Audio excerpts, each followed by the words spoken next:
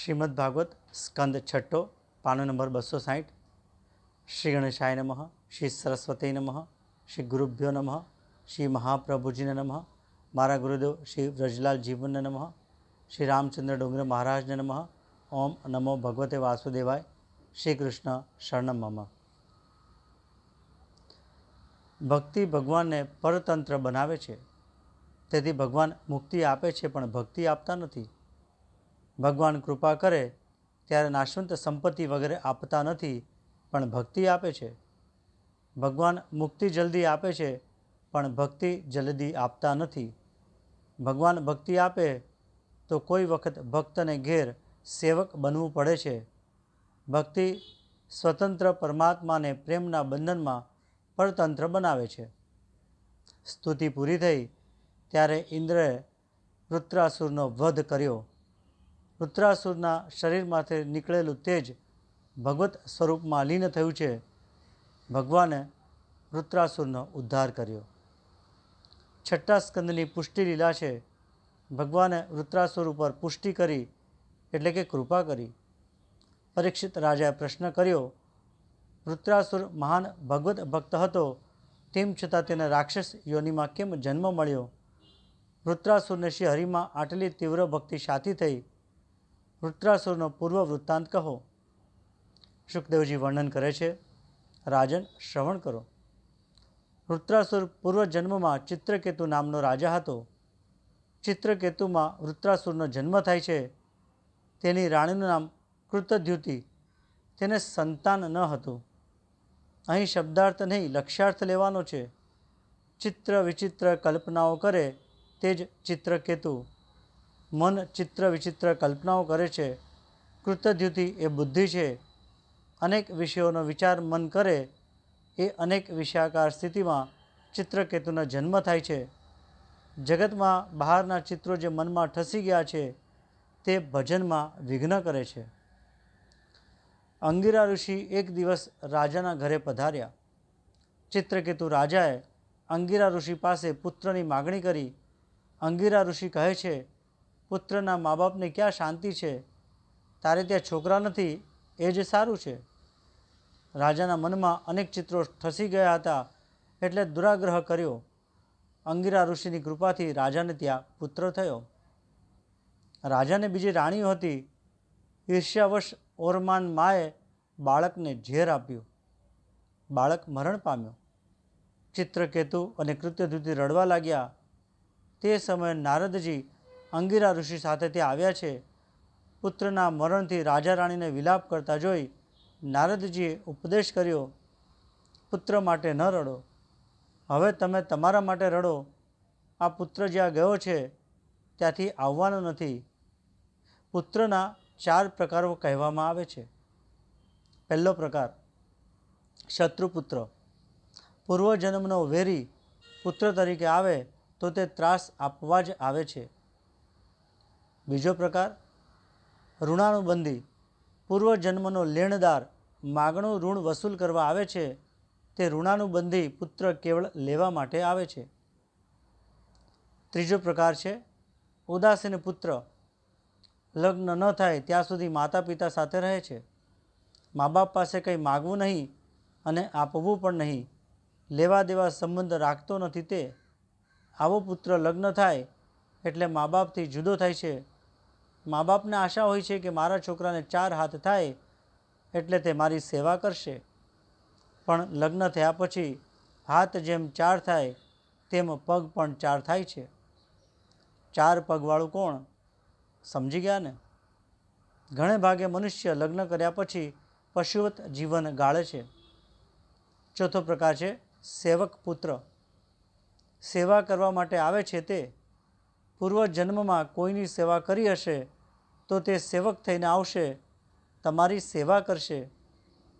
सेवा न करे अने बीजा कोई मारी सेवा करे एवी आशा राखे ते निरर्थक छे। स्कंद पुराण में पुंडलिकनुं चरित्र आवे छे। ते माता पितानी सेवा पुत्र केवी रीते करे ए जोईए ए तेनुं उत्तम दृष्टांत छे। पुंडलिकना दर्शन करवा माटे भगवान जाते आवे छे। पुंडलिक भगवानना दर्शन करवा गयो नथी। પુંડલિક હર હંમેશ માતા પિતાની સેવા કરતો, માતા પિતાને તે સર્વસ્વ માનતો. માતા પિતાની આ સેવાથી ભગવાન તેમના ઉપર પ્રસન્ન થયા અને તેને દર્શન આપવા પધાર્યા. ભગવાન આંગણે આવ્યા ત્યારે પુંડલિક માતા પિતાની સેવા કરતો હતો. બિચારા ગરીબ હતા, ઝૂંપડી નાની હતી, તેમાં બેસવાની જગ્યા ન હતી. ભગવાન બહાર ઊભા છે, પોતે માતા પિતાની સેવામાં રોકાયેલો.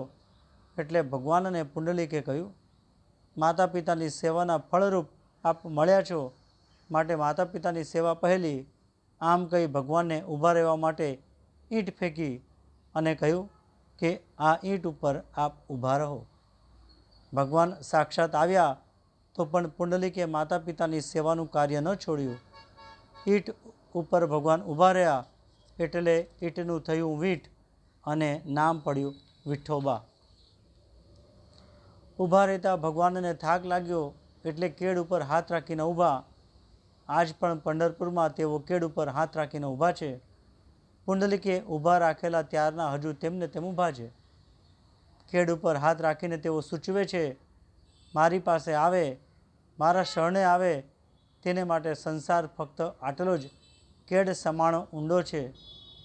શ્રીમદ શંકરાચાર્યે આ પ્રમાણે ભગવાન પાંડુરંગની સ્તુતિનું સ્તોત્ર રચ્યું છે. ભવાબ્દેહ પ્રમાણમ ઇદમ મામકા નામ નિતંબ કરાભ્યામ ધૃતો યેન યત્નાત સમાગત્ય તિષ્ઠંતમ આનંદ કદમ પરબ્રહ્મ લિંગમ ભજે પાંડુરંગમ. ભવાબ્ધે પ્રમાણમ ઇદમ એટલે પણ કોના માટે?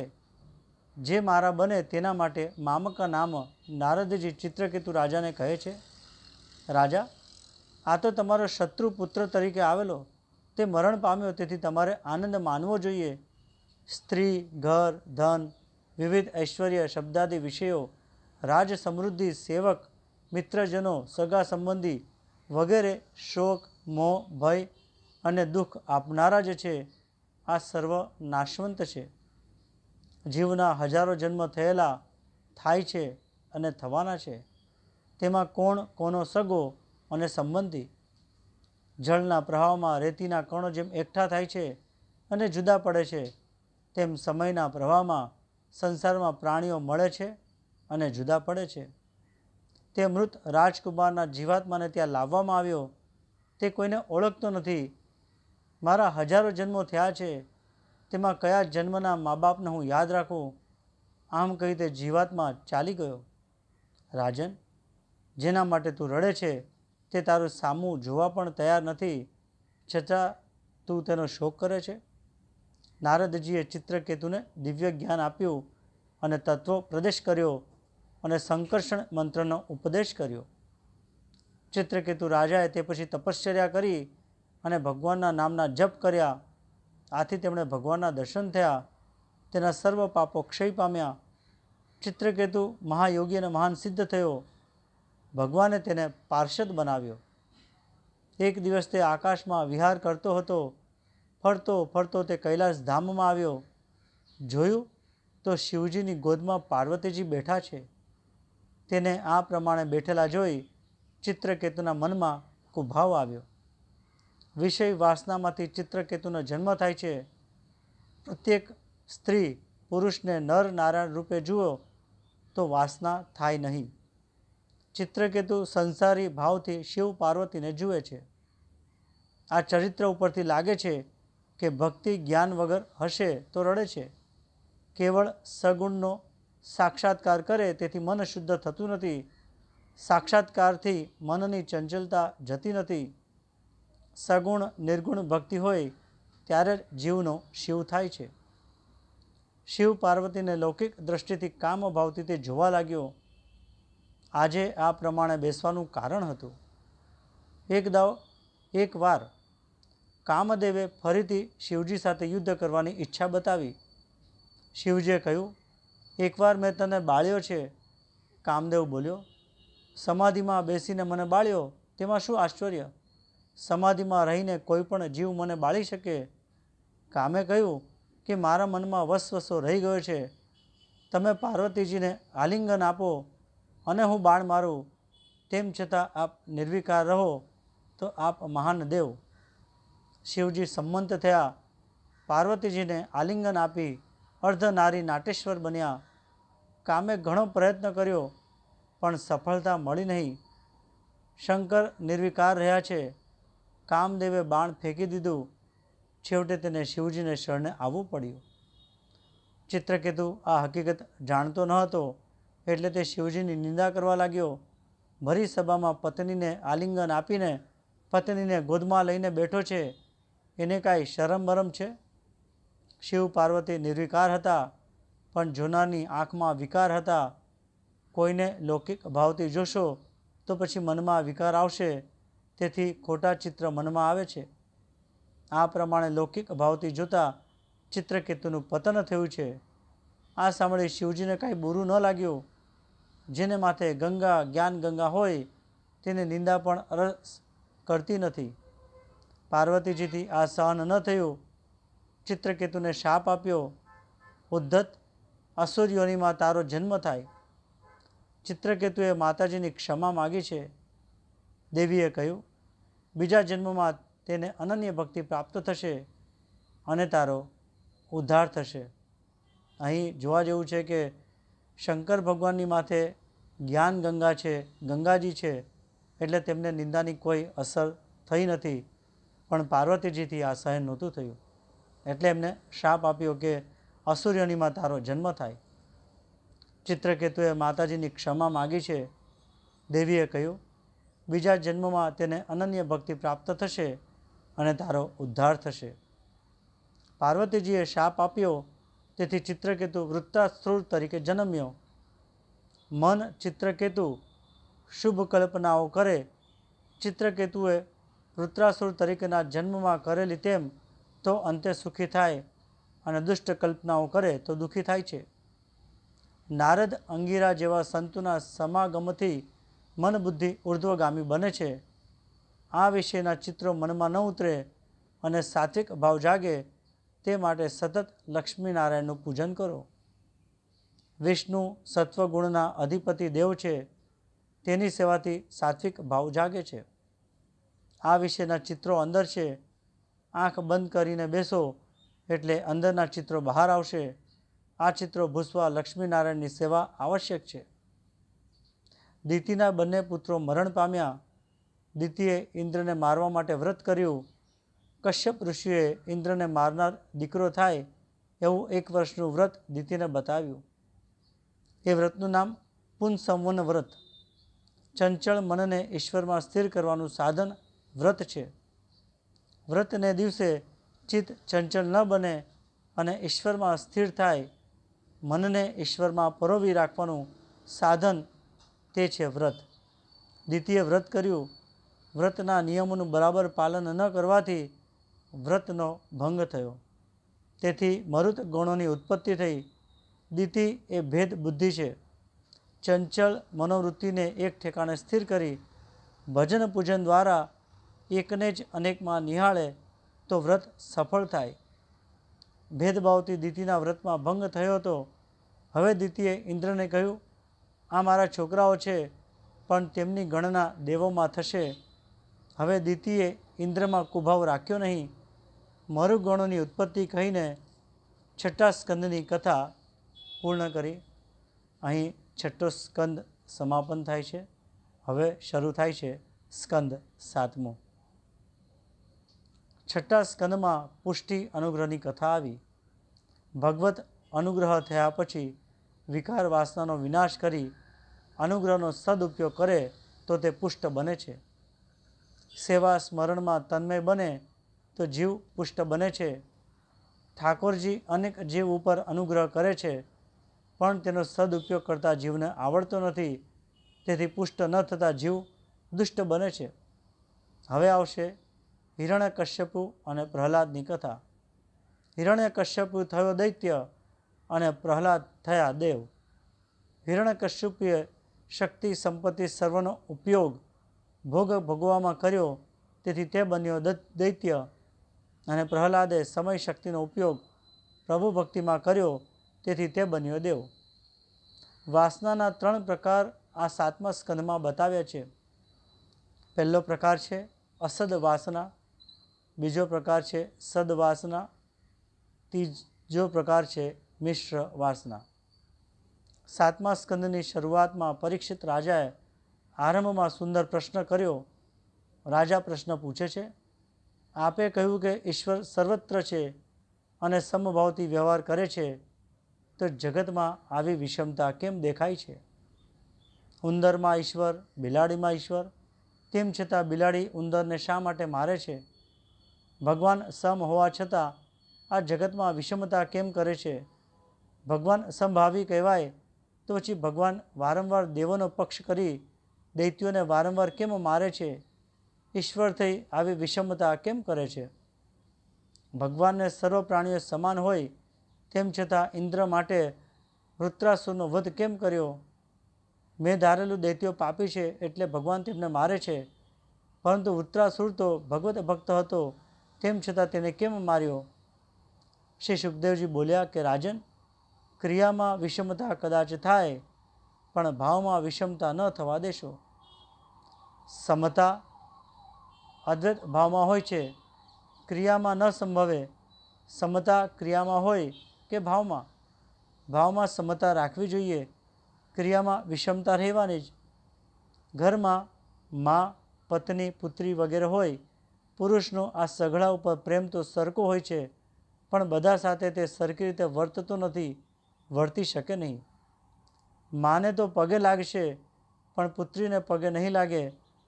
આત્મા સાથે પ્રેમ છે, દેહ સાથે પ્રેમ નથી. ભાવનામાં અદ્વૈત રાખવો, સમદર્શી થવું, પણ સમવર્તી ન થવું. સમવર્તી ન થઈ શકાય. શંકરાચાર્ય આજ્ઞા કરી છે. ભાગવતને અધિભૌતિક સામ્યવાદ માન્ય નથી, ભાગવતને આધ્યાત્મિક સામ્યવાદ માન્ય છે.